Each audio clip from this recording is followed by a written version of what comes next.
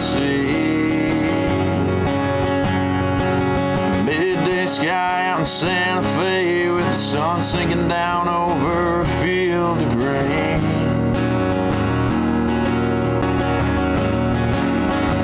And it's called the land of the brave. The whole world knows our name. One God in 50 states.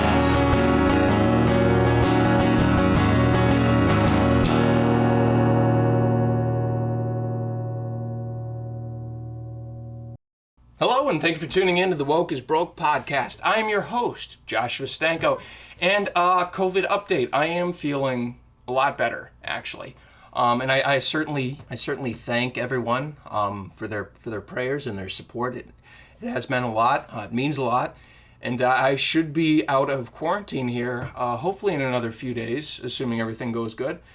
And I'm looking forward to that because being cooped up in the house here it's just really sucked. But yes, I am feeling a lot better. That is my little COVID update for you guys. With that in mind, let's roll into the news. So our top education stories this week are as follows. In Missouri, a math teacher was dismissed following some private Facebook posts that she made of the conservative nature, of course. The teacher's name, Beth Reams, worked at Pembroke High School in Kansas City for 25 years. She was the head of the very popular conservative group at that high school for students.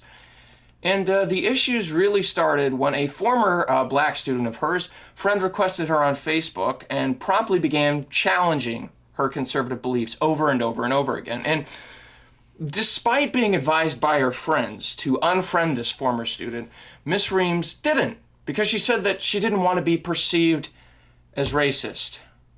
And things shortly blew up in her face afterwards when this former student took a snapshot of a supposed controversial conservative post that Miss Reams made.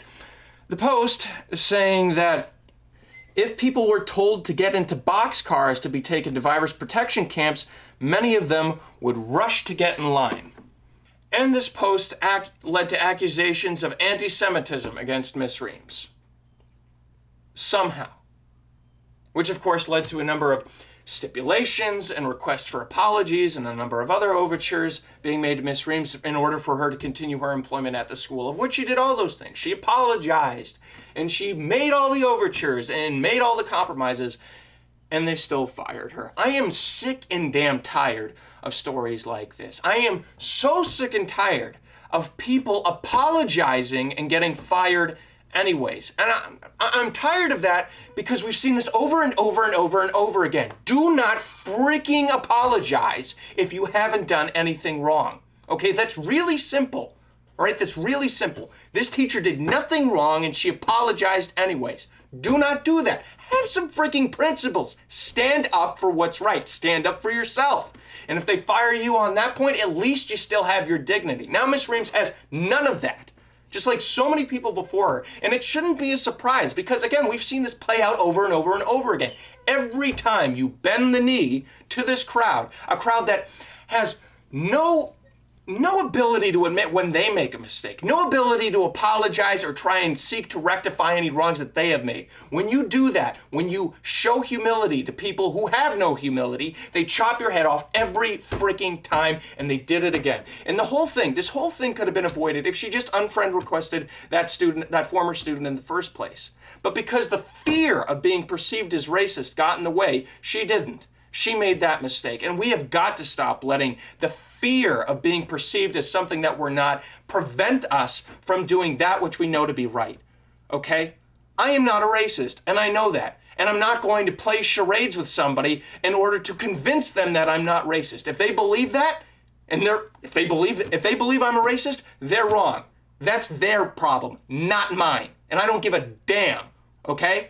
I don't have the time to worry about what everyone in the world is thinking about me. I don't have time to worry about all the people who exist out there in the ether wondering, oh my God, what do they think about me? What am I gonna do? No, No, this is insane, okay? This is real life. Get your own house in order, inspect your own heart. When you know your truth, live your truth, and stop playing games with these morons who have no humility and no ability to apologize when they make a mistake. People whose entire image would shatter like a cheap mirror if they ever had to admit that they made a mistake because they are textbook narcissists. God. And in that spirit, we move on. You might remember last season we had an episode where I went over what is essentially pornography being fed to children in schools and on kids' shows, and as well as, secularist values on sexual morality. An episode that has since been age restricted on YouTube, despite none of what we showed in that episode, right? The photographs, the videos of all these lesson plans, none of that, which is all available on YouTube and other places, is age restricted literally anywhere else. But when you put it up in the order that we did, with the narrative that we did, I guess that's just too wildly inappropriate for people who are under the age of 18. You can watch the video of a guy in drag strip teasing, doing an actual strip tease in a library for children. You can find that video on YouTube, but it's not age restricted. But in our video, it leads to an age restricted video. Okay, whatever.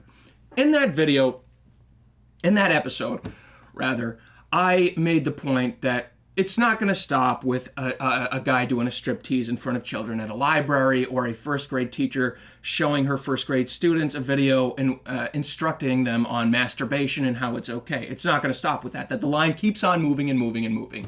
Well, the line moved again in Hudson, Ohio this week, when a book entitled 642 Things to Write About made the headlines at the school board meeting.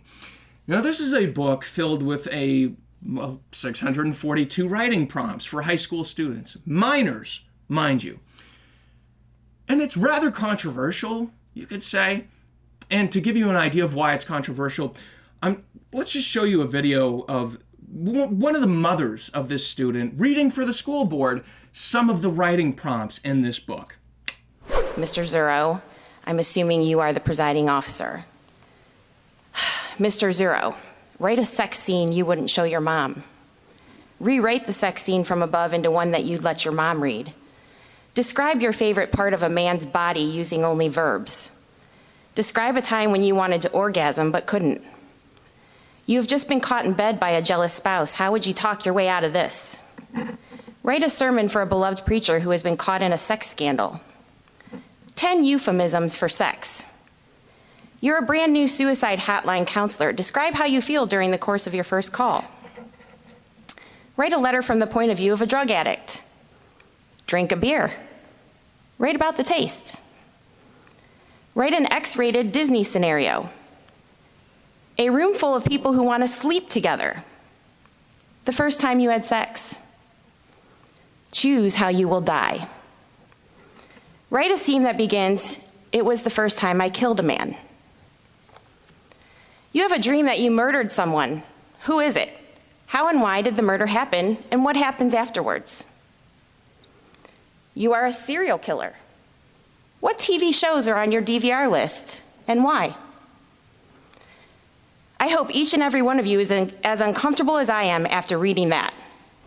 All right, full disclosure, I'm a writer, okay?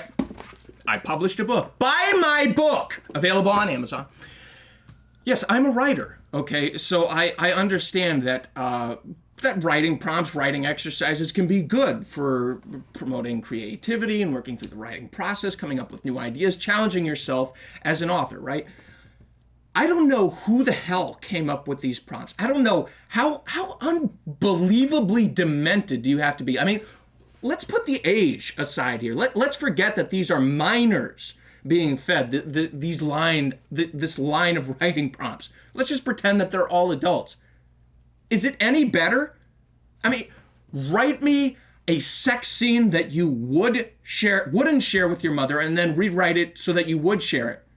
Who the hell shares sex scenes with their mother? Are you out of your freaking mind? Are you Norman Bates?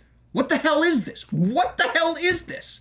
I mean, honest to God, and There's no way that question about beer can be legal. There's no way. There's no way you can have an actual school assignment that requests underage children to illegally consume alcohol and write about it. There's no way that can be legal.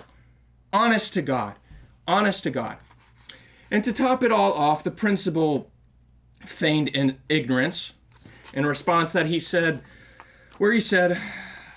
there are times we need to take a step back, reflect, and get better. We did not exercise our due diligence when we reviewed this resource, and we overlooked several prompts that were not appropriate. We felt terrible. You can't unsee the writing prompts. That was Hudson High School Principal Brian Welch. And there's a problem with that particular excuse. This book has been used in this school for 6 freaking years. You do not get to feign ignorance on a book that is used in your school for over half a decade, okay? Even if it was implemented, let's just pretend it was implemented for a month. You still don't get to feign ignorance on that. Any teacher responsible for distributing this should be fired. Anyone responsible for overlooking this should be fired, if not worse. And I hope to God it is worse, because here is the mayor of Hudson, Ohio, addressing the school board. Members of the board, my name is Craig Schubert. I'm the mayor of this city. It has come to my attention that your educators are distributing essentially what is child pornography in the classroom. I've spoken to a judge this evening. She's already confirmed that. So I'm going to give you a simple choice. You either choose to resign from this Board of Education, or you will be charged. Thank you. And you know what I really hope this is? I really hope it's like one of those like, oh, come on out, and I swear I won't shoot you. If you just come on out and walk away, I'll let you go. And then they come on out and then you shoot them anyways. I hope that's what this is. I really hope that the mayor, even if these people resign, that the mayor still has these people prosecuted, because this is disgusting. This is absolutely disgusting. You know, I love having conversations with people from all walks of life. If you watch this show, you know I sit down with people that I strongly disagree with. Some of my best friends are people who I couldn't have a different political viewpoint, couldn't have a more different viewpoint on with things politically speaking, right? Jake Tastic, he and I will go down to the pub. We'll be there for like 6 or 7 hours just talking, and we'll be talking politics for 5 hours at a time. And it's always like one of those like agree to disagree kind of things. But at the end of the day, we're like, well, this is fun. Let's do it again tomorrow. We do it again tomorrow, right? I love being able to have debates. I love being able to have conversations. And part of being able to do that means, you know, being able to set your emotions aside from things that you're talking about, right? Being able to have objective conversations and enjoy those conversations. But there is like, if there's anything, there is one topic that I find it almost impossible to separate my emotions from, that I find it almost impossible to talk about objectively, and that is when it comes to things regarding kids. Okay, I love kids. I've worked with kids. I want kids someday. Children are the most precious and pure things in this world, all right? And it is on us, adults, to protect children, to look out for them, to shield them from some of the harsher aspects of the world that we live in until they reach an age and a developmental stage where they can handle that without breaking, okay? That is our responsibility as adults. And I take real issue with people who will exploit children for their sick personal and political gains. Okay? I take real issue with that. I have little to no forgiveness in my heart for people like that. And that's something that I struggle with as a Christian. I know I am called to forgive all people, and that is one thing that I have a really hard time forgiving. Really a hard time forgiving. Okay? What is happening in the school system across this country is just some of the worst kind of evil that I have ever seen in my life. In my life. Sexualizing children instructing them to look at the world, to look at their neighbor based on the color of their skin, all right? To vilify anyone who doesn't think like them and to teach them to think just like you. That is not your place at the school system. Your place is to educate children. Morality has to be left to the parents. And you hope they do a good job, but that's their responsibility as parents. That's out of our hands at the end of the day, okay? As it should be. This whole thing is so completely upside down. And I really hope that wasn't a hollow threat by the mayor of that city. I really hope that even if these people resign, that they are prosecuted anyways. They need to be made an example of. That is the truth. School boards need to know that there is some level of accountability that they will be held to at the legal standard.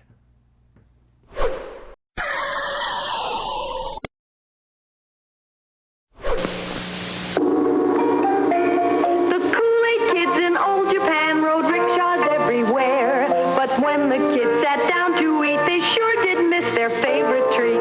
Kool-Aid, Kool-Aid, tastes great. Wish we had some, can't wait. A story man who heard the kids then clapped his hands and said, Hi, Kool-Aid, keeps me very wise. Stand by, please, for big surprise. Kool-Aid, Kool-Aid, so great. Once you tried it, no can wait. Honorable Kool-Aid, the most refreshing, much loved by whole family. Father, mother, Japanese boy, Japanese girl, a package make 2 for a quart. Cost only 20 yen, just 5 cents. With lots of ice, so nice. The Kool-Aid kids are off again to visit other lands. Be sure to join them when they do. Join them in some Kool-Aid too. Kool-Aid, Kool-Aid, so great. Once you tried it, no can wait.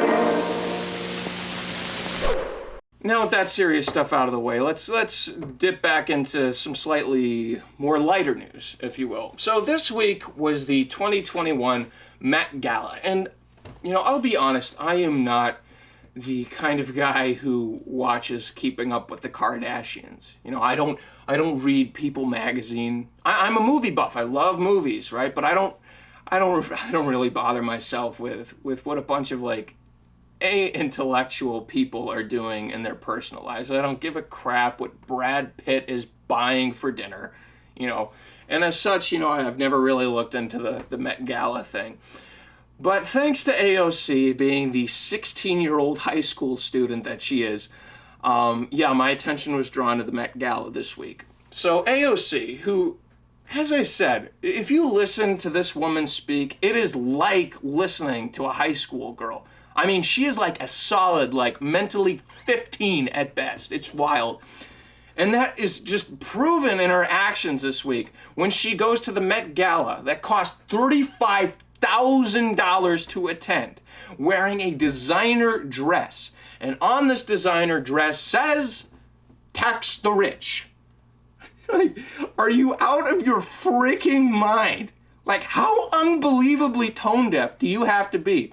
AOC, the great servant to the people, the fighter, the liberator, who will stand up to big business. Are you out of your damn mind? The answer is yes. Yes, she's insane. She's absolutely insane. Oh my God. And I've never watched the Met Gala before. I've never looked into the Met Gala before. I didn't even know what the Met Gala was. And after looking at the photos and the videos of the Met Gala this year, I still have no idea what it is. None. Here's some of the photos. Look at these freaks. What is this? Okay, all right, here's Lil Nas X, right? Satan's favorite lover. All right, and here's a photo from the hit motion picture Hunger Games. Can you tell me which is which? What the hell is this? Oh my God. Oh my God. This is insane. So that is the 2021 Met Gala, right? Our moral betters, the social elites wearing these ridiculous outfits and flaunting around like they're real people. These aren't real people, all right? These are kids playing dress up. I mean, that is proven, that is just made abundantly clear by a frickin' New York representative, Carolyn Maloney. She wears this dress.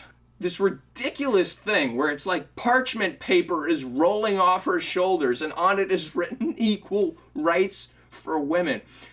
Let me tell you something about Carolyn Maloney and AOC. You know what they are? They're little kids playing dress up. That's what they are. This is like when a 4-year-old whose daddy is a construction worker, right, goes into their daddy's closet and puts on, right, their dad's construction helmet and the little safety harness, and they're looking at themselves in the mirror, and their dad comes in and they say, Daddy, look at me, I'm a construction worker. And the 4-year-old actually believes that they are a construction worker. To the 4-year-old, in their mind, that is what being a construction worker is. It's wearing the hat, it's wearing the helmet, it's wearing the little safety harness, it's saying you're a construction worker, and that means that you're a construction worker. Carolyn Maloney, AOC, exactly the same thing. Carolyn Maloney actually believes that by wearing this dress, that makes her a fighter for women's rights in the same way, exactly the same way as the women in Afghanistan right now who are protesting for women's rights and are being flogged in the street by the Taliban. These people have no idea what it means to fight or to stand for anything, and yet their view of what their supposed causes are entirely based from a child's view of the world. Nothing is real to these people. Nothing is real. This is all make-believe and pretend. It's a child enacting his or her fantasy. All right? Which is just, it's especially sickening. It's especially sickening when you factor in just the worship culture that we have for these people. Again, I've never seen a more clear-cut example of a real-life Hunger Games right here. And we have the outfits to prove it. So, yeah, this is, honestly, if you're not laughing, you're crying, but, I mean, it is just freaking, it is hysterical, actually. It's just so ridiculous. I mean, just look again. These people are just a bunch of freaks. Like, what the hell? What the freaking hell? Oh, my God. So that is our uplifting news for the day. With that in mind, let's roll over into an exclusive new segment, Skid Mark of the Week.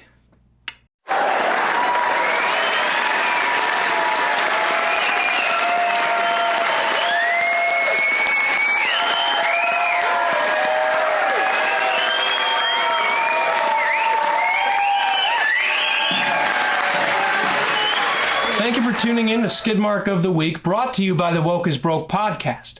For this week, the skid mark goes to the MMA, who last Friday continued to support a man's constitutional right to beat the bejesus out of a woman in the octagon of equity. Alana McLaughlin, former Special Forces and since turned woman, went up against Celine Provost in the ring Friday night and beat the living out of her. Interviewed after the fight, McLaughlin spoke of the difficulties trying to find somebody willing to fight him, saying, "It was a nightmare trying to find an opponent. I have nothing but respect for Provost. On a side note, I haven't beaten that much meat in the ring since my funny uncle taught me how to wrestle at Camp Breezeway growing up."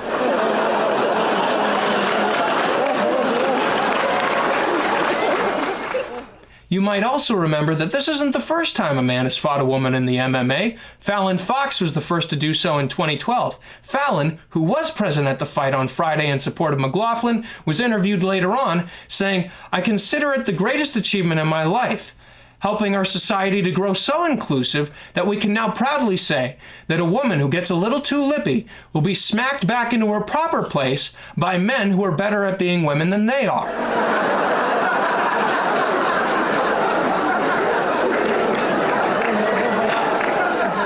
And it wouldn't be history without showing you some of the images from the fight. Here they are now.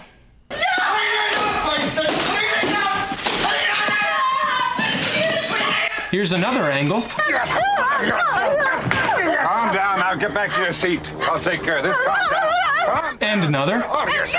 He suffers to this day from PTSD. I think I speak for all of us when I say thank God McLaughlin has pink short hair and a pixie cut. Otherwise, this whole thing would be really demented and disturbing. In the words of John the Baptist, these people are f***ed up. This concludes Skid Mark of the Week. We look forward to seeing you next time.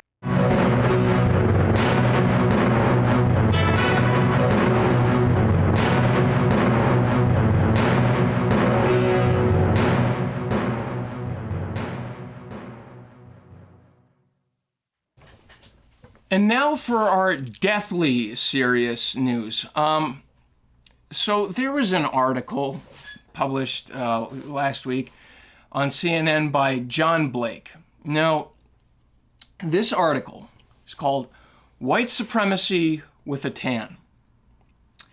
And if you read it, and I certainly encourage that you do, we post all of our sources in the description for each episode, if ever you're curious. And I certainly encourage you to check out our sources. It's good to stay informed, for sure.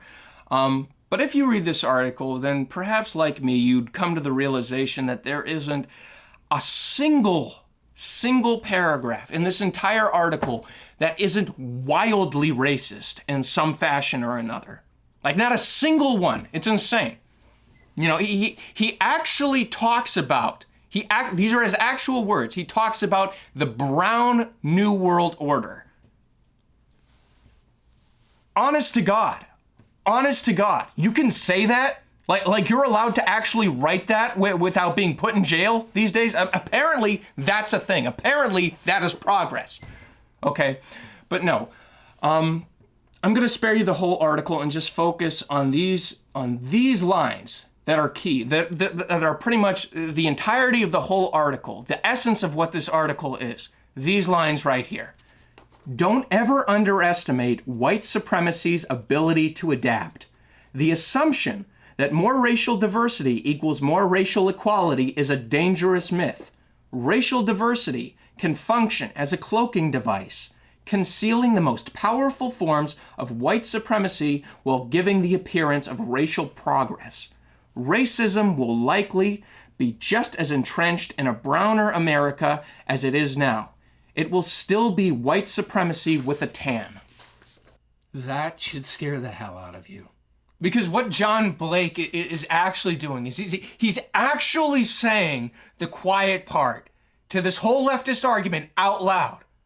That white supremacy, it's not even about white racists anymore, right? It's not about like the slave owners or the KKK or Jim Crowe, right? All of whom were Democrat, by the way. No, that white supremacy, what it's actually about is anyone who goes against the left, anyone who goes against equity, anyone who goes against the things that he personally believes in, that is what white supremacy is. Meaning that a black person could be a KKK member, meaning a Jewish person could be a Nazi. And the reason why that is scary, because there's another quiet part that he doesn't actually say in this article. The quiet part to his quiet part. What do you do when you see a Nazi? You punch him in the face, right? Right? I mean, there's a reason. There's a reason why the left-wing media and why politicians are just more than happy to turn a blind eye to Antifa, burning down churches, to Black Lives Matter, burning down police stations and courthouses, right? There's a reason for that. It's because buried deep beneath the veil of their supposed education and sophistication and tolerance is an insatiable desire to see those who they hate, to see them burn, to see them beaten into the sidewalk and chased off into the hills. It's why Clarence Thomas, right, the first black Supreme Court justice, it's why he can be drawn as a KKK member in political cartoons, right? It's why Larry Elder can be called the blackface of white supremacy by the LA Times. It's why the jackass on Twitter who I got into it with, right? This guy who called Tim Scott and Uncle Tom, right, to whom I responded to that Twitter user by calling them what they were, a racist. It's why he responded to me, "It's not racism. I would gladly stand against anyone who supports white supremacy." You know what his actual response should have been? It should have been, "It's not racism. I would gladly stand against anyone who would support white supremacy, even if I have to attack and belittle and beat down black and brown people to do it." That's what it should have said. Because that is what these articles are saying. That is what these talking points are actually saying. It's that to a leftist can call a black person the N-bomb and it would never be racist, so long as they felt justified in saying it, so long as they felt that the person that they were saying it to deserved it, right? That person that they said it to, that they were scum, that they were a monster, that they were less than human. Why does that sound familiar? I'll tell you why it sounds familiar. It's because every terrible person in history who has done awful, terrible, no good, very bad things has done so with the mindset that evil is malleable, that evil is specifically malleable to their self-perceived intent, right? That so long as they genuinely believe that their intentions are good, that what they are doing is also good, right? Because let's not kid ourselves, right? Because the slave owner didn't wake up thinking, yeah, I'm the bad guy, right? The segregationist wasn't sitting on the toilet wiping his ass thinking, yeah, I'm the monster. No one ever thinks that they're the bad guy, especially people who think that good intentions are the equivalent to moral actions, okay? And if you don't believe me, look no further than this story here, right? You might have heard of this. It happened during the summer. It really did not get the kind of coverage that I expected it to get, even among right-wing outlets, mind you. This story. Black mother in Atlanta, Kyla Posey, calls up the elementary school that her kid goes to, wanting her kid to be put in a class with a specific teacher. Calls up the school, talks to the principal. Principal says, that's not one of the black classes. What the hell is that supposed to mean? Well, it turns out that this principal, Sharon Briscoe, decided to segregate the students.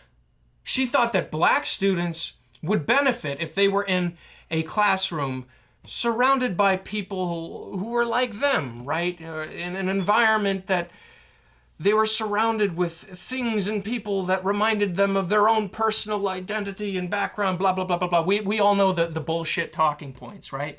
So what did she do? She segregated the classroom, right? You had 2 all-black classes in an elementary school and like 6 or 7 all-white classes in an elementary school in America.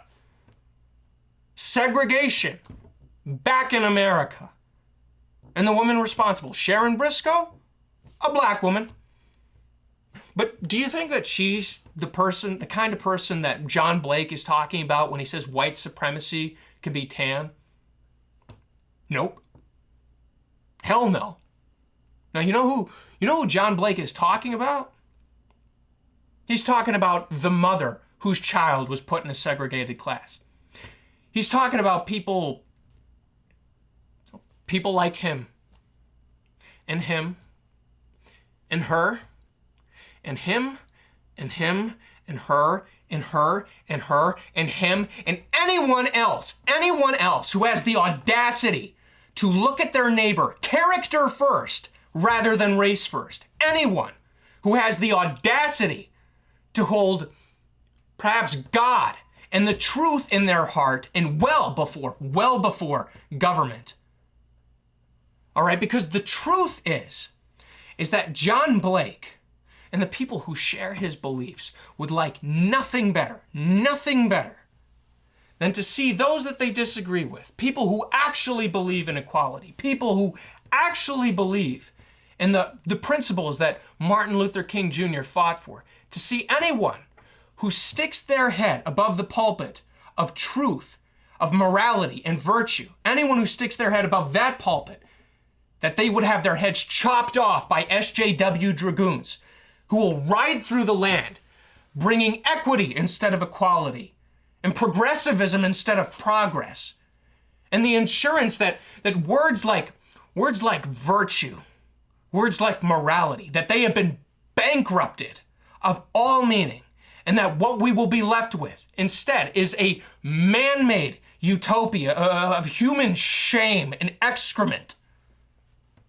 right? And that the principles that were once the foundation of this great country, that were written in the precious documents of our nation by great men, that those principles will be stripped away. And those principles laid out in those documents by those great men,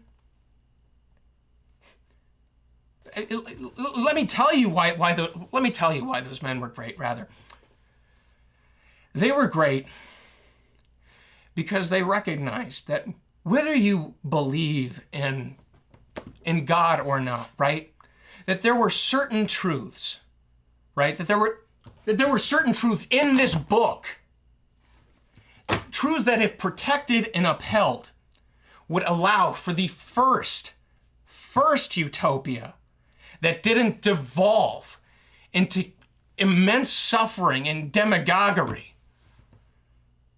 The first utopia where all men were created equal, where all men knew freedom, and where the understanding of freedom was this, that freedom at its essence was not about being able to do whatever the hell you like. It was about having the right to do what you ought. And that is what they want to take away. That is what John Blake and freaking Sharon Briscoe, that is what they want to take away. Everything that makes us Americans. And they don't give a damn who they have to step on in order to do it. And this article is just the beginning. Mark my words, in 10 years' time, this article will become mainstream. Unless we're diverted from the course that we're currently on. And I hope to God that we are. I really do. I mentioned Monday that all of us have unique talents, right? Unique skills, things that are unique opportunities to us to get involved. And I kind of dropped the ball Monday because what I should have said is this: I implore you, figure out what your talents are. Figure out that thing that makes you special, that separates you from everyone else, everyone that's ever come before you and everyone that'll come after. Find that out. Find your opportunity to stand up, to speak out. All right? Standing up can be something as small as writing a letter to your elected official, to something as serious as running for office, and everything in between, all right? There is no such thing as a small resistance to evil. There is just resistance to evil. And that is what we are facing against. And I know that my conservative counterparts on YouTube and on TV are like hesitant to call it that, to talk about morality, right? But it's like I said last season, the left recognizes that there is power in naming things. That's why they'll name you all sorts of terrible things. But there is greater power in naming things truthfully. And the truth is that what we are facing is evil. And it's on you, it's on me, it's on all of us to do our part together, whatever that might be, however small, however big. It's on us. And I've said it before, I'll say it 1,000 times. I will keep saying that truth.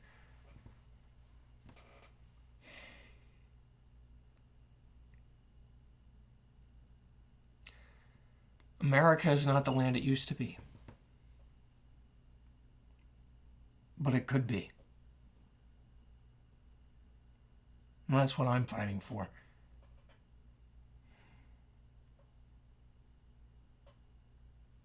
With all that being said, I am Joshua Stanko, saying thank you for tuning in. Hope you enjoyed the show. And we will catch you next week. Oh, announcement, actually.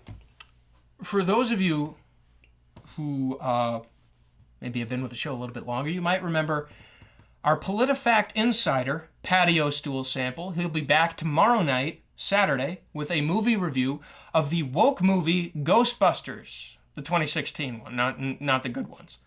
Yep, he'll be back with that tomorrow. Tune in. I'm sure I certainly hope you'll enjoy it.